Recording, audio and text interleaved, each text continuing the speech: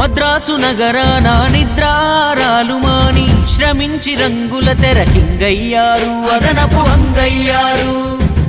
ఒక్కొక్క ఇట్టు ఉక్కు మెట్టులాగా మార్చుకొని వినోదమే కాదు విలువలు నేర్పే కథలను చూపించారు. రాజుకు ప్రతిరూపం కృష్ణదేవరాయలోరు, కాల జ్ఞానాన్నే బోధించిన బ్రహ్మంగారు. పురాణ గాథలకే ఊపిరి పోసి మీరు తెరపై చూపి మాయిల వేలుకు అయ్యారు. పంతులులో గురుధర్మం, జస్టిస్ చౌదరి న్యాయం, పాత్రలతో నేత్రాలకు నేర్పే విప్లవం. ఆంగికం వాచకం ఆహార్యంలోన విశ్వవిఖ్యాత నట సార్వభౌముడు శిఖరం. అటు నటనా ఇటు నిర్మాణాలు, పైగా దర్శకత్వం కరుగే నిరంతరం. సాంఘికాలు జానపదాలు, చరిత్ర పౌరాణికం, చెరగని రామశకం.